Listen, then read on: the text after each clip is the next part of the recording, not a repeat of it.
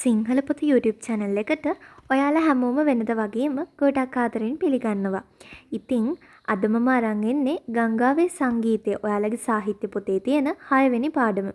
ඉතින් මේ වෙනකම් මම දාපු පාඩම් ඔක්කොම එක දිගට බලපු ඔයාට තමයි මේ පාඩම අරගෙන ආවේ. එච්.එම්. කුඩලිගමයන් විසින් තමයි මේ ගංගාවේ සංගීතය කියන පද්‍ය පන්තිය රචනා වෙන්නේ. සොබාදම් හා මිනිසා අතර සම්බන්ධතාවය දාර්ශනික විදිහට ඉදිරිපත් කරන්න මේ කුඩලිගමයන් සමත් වෙලා තියෙනවා. මේ බලන්නකෝ ගංගාවේ සංගීතය කියන මාතෘකාව වටේටම මං මේකේ අවශ්‍යම කරන ගත යුතුම කරුණු ටික පෙළ ගහගත්තා. ඒ O level කාර්ය කරපු වැඩ. සොබාදම් හා මිනිසා අතර සම්බන්ධතාව දාර්ශනික ලෙස ඉදිරිපත් කරන කෙනෙක් තමයි මෙතුමා. මිෂනාරි පාසලක සහ ධර්ම විජය පිරිවෙනෙන් ඉගෙනුම ලැබලා තියෙනවා. 1918 තමයි කුඩලිගමයන්ගේ උපත සිද්ධ වෙලා තියෙන්නේ. හරිම කෙටියෙන් නිකන් අපිට තේරෙන විදිහට ලියාගන්නේ. ඒ කියන්නේ අර මේ මහා දාර්ශනික විදිහට ලියලිය ඉන්නේ නැහැ. මේ බලන්නකෝ 1918 කුඩලිගම උපත. ඒකෙන් අපිට තේරෙනවනේ මොකද්ද කියන්නේ කියන එක.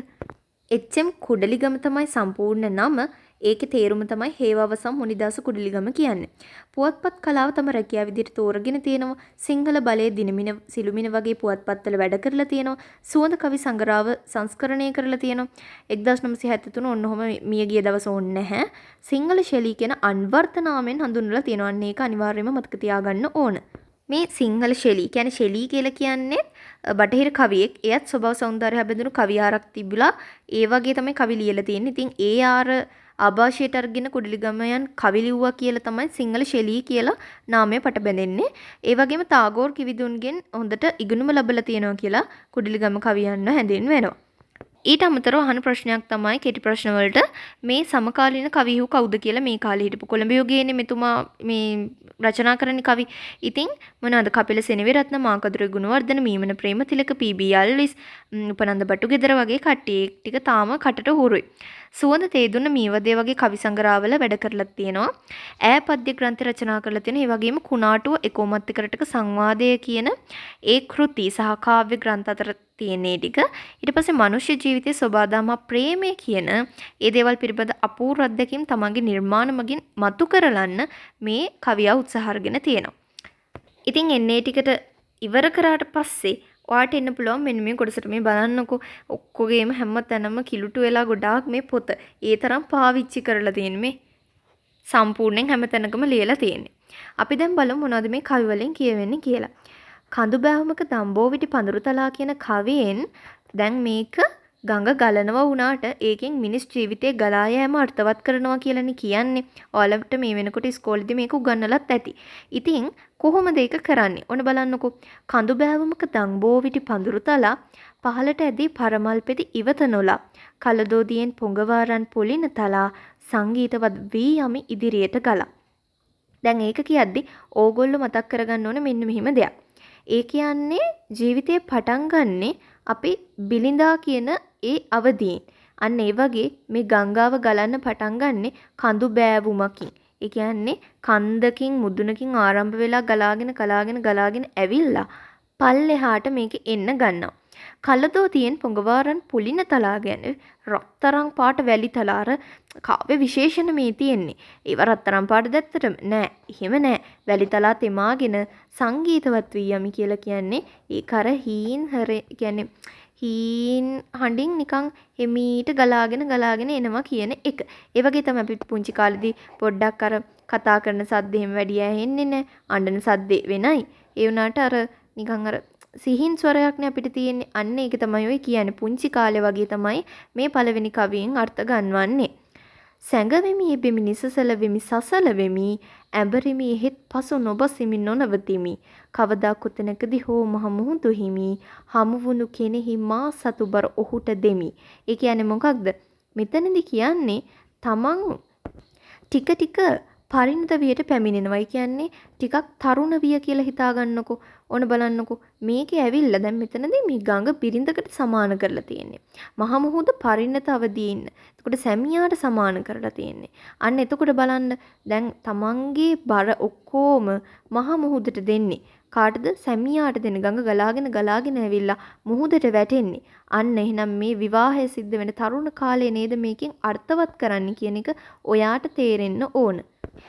තුන්වෙනි කවි සහ ඊට පස්සෙන කවි ගොඩකින් මේ තරුණ කාලෙන් පස්සේ තියෙන මැදිවියේ ජීවිතේ එන බාධක අභියෝග ගැන තමයි හඳුන්වලා දෙන්නේ. එන්නේ කොහි සිටද කොතැනකටද යන්නේ? ඔබ කුමකටද මාදුටු තැන විමසන්නේ? මිනිසුන් ගිහින් නිතරම ආපසු එන්නේ කිමදැයි කියා කිසිවෙකු නොසොයන්නේ ටික ටික ජීවිතේ අර්ථය වැටහෙන්න ගන්නවා. තමන් පටන් ගත්තේ කොතනින්ද මේ ජීවිතේ? තමන් මේ ජීවිතය ඉවර කරන්නේ කොතනින්ද? කිසි කෙනෙක් ඇයි ඒව හොයන්නේ නැත්තේ? කිය මෙයා ඔන්න ටික ටික නිකන් අර තමන්ගේ ජීවිතේ පරිණත බවටපත් වෙන්න ගන්නවා. මීයඹ කිරල මාදම් ගෙඩි ලදරු වියේ ඇකෙහි හෙලා හඬවයි සැඩ සුළඟ රැයේ සුලිමැද කැරකෙමින් නිදුනිල් ගැඹුරු දියේ සමහර තැනක ලස්සන මල් කැකුළු දියේ.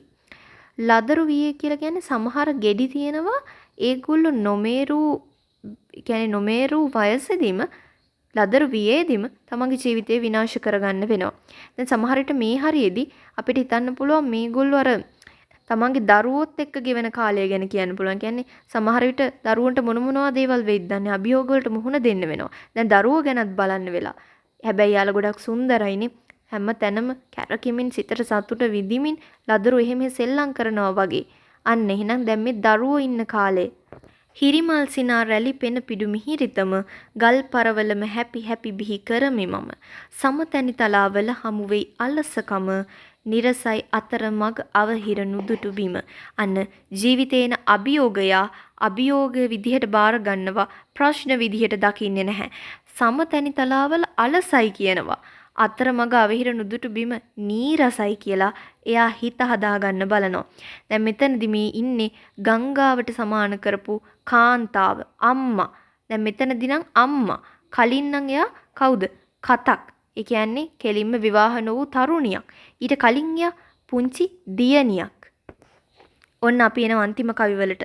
මිනිසුන් නිවුරු වල යන්නේ නඩි සද්දෙන් ලයයට සසල බවමින් මතු නොනැගිද්දෙන් කෙකටියෝලු නලියන දිය රැලි මැද්දෙන් මල් පෙති වියලි කොළ එන අතකට එද්දෙන් ටික ටික ජීවිතයේ අවසාන කොටසට දැන් ලං වෙමින් ඉන්නේ. ඕන බාධකයක් ආවාවේ දැන් මට ඒව ගැන හිතන්න වෙලාවක් නැහැ. තමන්ගේ දරුවොත් දැන් මේ වෙද්දි ලොකුයි වෙන්න පුළුවන්. දැන් තමන් එන්න තනි වීගෙන යන කාලේ. රන්තරු පිරිවරාගත් සඳ මඩල යට මහ වන බිමක් මැද ගිරිකුළු අතර සිට නොමියන හේලි දහමක පනි වුඩය පිට කොඳුරමි කිඳිරියක් මුළු ලොව නිසල කොට. දැන් මොකක්ද මෙයා ජීවිතයේ අන්තිම කාලය හරිම නිදහස්ව නිවහල්ව හේලි දහමක පනි උඩේ පිට කෙඳිරියක් කොඳුරනවලු මුළු ලෝකෙම නිසල වෙලවා. ඒ කියන්නේ එයා දැන් මරණයට ලං වෙලා. හැබැයි ඒ වෙද්දී එයා ජීවිතයේ අර්ථයේ තේරුම් අරගෙන අර බාධක අභියෝග සේරම ඒ අත්දැකීම් කරගෙන හැමදේම තමන්ගේ ජීවිතයේ අන්තිම භාගයේ වෙත ලං වෙලා. අන්න ඒ වෙද්දී එයාට මුළු මේ හැම දෙයක් ගැනම තේරෙනවා හොඳට. එයා මේ හැම දෙයක්ම දැනගෙන මේ ලෝකෙ වෙනස් වෙනවා අනිත්‍යයි කියන හැම දෙයක්ම දැනගෙන කෙඳිරියක් කොඳුරන්න හදන්නේ. එයාගේ මරණයේ කෙඳිරිය බවට ඒකපත් වෙනවා. ඉතින් ඔන්න ඔය විදිහට තමයි මේ කවි පෙළ ලියවිලා තියෙන්නේ. මේ කවි පෙළ මේ අර්ථය යටිපෙළ අදහස විදිහට අපිට පෙන්වා දෙන්න උඩුපෙළ අදහස විදිහට ගන්න පුළුවන් වෙන්නේ අර කියන ගංගාවේ ගලා බැසීම. ඒක අපි හැමෝටම තේරෙන දෙන්නේ. ඉතින් මේ වීඩියෝ එකකින් මම මේක කියලා දෙන්න හිතුවේ මොකද මේ කවි ටික ඔයා ටිකක් පාඩම් කරගන්නවා. කියන්නේ මේ highlight කරලා තියෙන කවි ටික අනිවාර්යෙන් වැදගත්. ඒ ටික පාඩම් කරගත්තාම හොඳට විචාරයක් ලියන්න පුළුවන් මේ වීඩියෝ එක බලලා යන විභාගෙට යන්න කලින් දවසෙත්. ඒ වගේම මේ වචන තුන ටිකක් බලාගෙන යන්න. මොකද මේ තුන ටිකක් ඇහෙන වචන තුනක් වැඩිපුර. ඔය ටික තමයි. ඊට පස්සේ දැන් මම මේ 1 2 3 දාලා ඒ දවස්වල පාඩම් කරපු කවිය එක දාලා ආයෙක පාඩම් කරා කියලා ලියපුවා. ඉස්කෝලේදීම පාඩම් කරන්න දුන්නේ අපිට. ඉතින් මං හිතනවා මේ වීඩියෝ එකකින් ඔයා ලොකු දෙයක් ඉගෙන ගන්න ඇති කියලා. මේ වගේ තවත් සාහිත්‍ය වගේම ඔයාගේ භාෂා පොතේ තියෙන පාඩම් ගොඩක් එක්ක මම ඔයා ළඟටම එනවා. ඔයාට ඕන පාඩම් මොනවද? ඒ වගේම ඔයාලට තියෙන ප්‍රශ්න මොනවද? O level කාලේදී ඔයගොල්ලන්ට තියෙන ඕනම ප්‍රශ්නයක් අපේ channel එකේ comment section එකට යොමු කරන්න. මම මේ හැම එකටම උත්තර දෙන්න බලාගෙන ඉන්නවා. එහෙනම් ගිහින් එන්නම් හැමෝටම සුබ අනාගතයක්.